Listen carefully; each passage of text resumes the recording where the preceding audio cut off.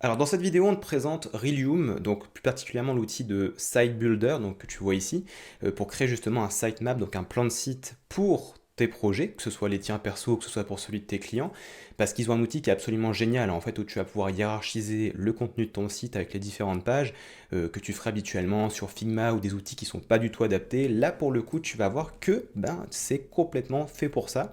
Donc écoute, c'est parti, tu vas déjà te créer un compte en fait sur Realium, hein. Donc là, tu vas simplement taper Realium là dans ta barre de recherche, c'est realium.io, tu cliques dessus. Donc tu vas arriver normalement sur la page d'accueil. Alors peut-être parce que comme je suis connecté, non, c'est bon, on arrive sur la page d'accueil. Là, tu fais Start a Free Account tout simplement. Et puis tu vas pouvoir créer ton compte, ok? Une fois que c'est fait, tu vas arriver dans cette interface-là. Donc gratuitement, tu peux créer un projet, un sitemap. C'est déjà pas mal, hein, déjà pour tester l'outil. Puis après, bien sûr, il faudra upgrade, donc payer un plan. Donc là, tu vas simplement faire New Project et tu vas arriver dans une interface comme celle-ci. Donc là, tu vas pouvoir créer donc justement ton sitemap avec les différentes pages qui composent ton site.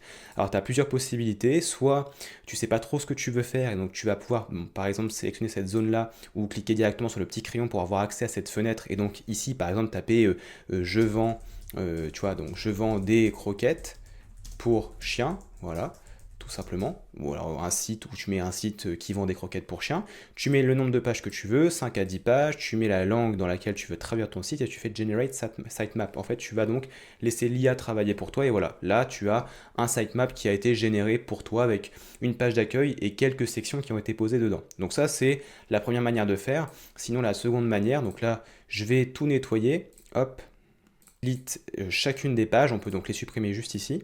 Voilà, on delete, on delete, on delete. Pareil ici, on delete. Voilà. Comme ça, je reviens à la base. Puis après, ce que tu peux faire sinon, c'est venir toi-même créer ton propre sitemap simplement en faisant accueil. Puis ensuite, par exemple, là ici, je vais mettre une page contact. Et puis je vais mettre une page, par exemple, si on parle nous de Corias, on va mettre les formations. On va mettre aussi également à côté. Donc là, tu vois, en cliquant sur le petit plus, je vais créer une nouvelle page, donc sœur, juste à côté, ok? Donc là, je vais simplement mettre, par exemple, eh bien, l'accompagnement. Hop, accompagnement. Hop, voilà. Et donc tu vas créer comme ça ton sitemap. Après, tu peux donc aller plus en profondeur avec, par exemple, ici, tu vois, l'assistance.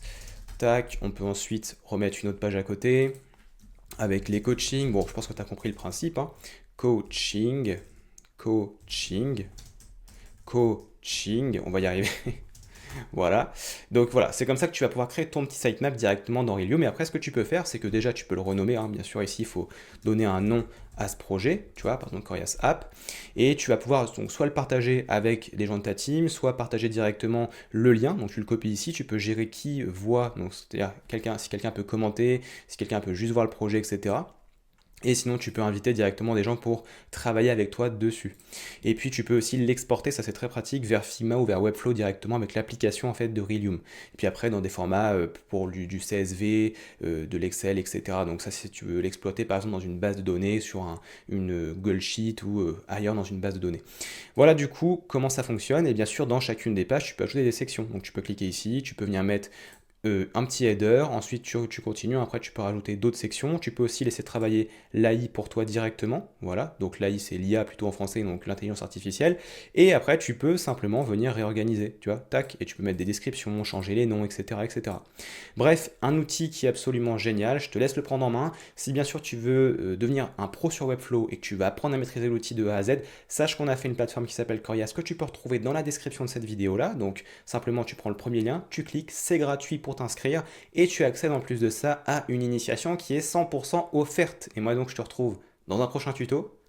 Ciao!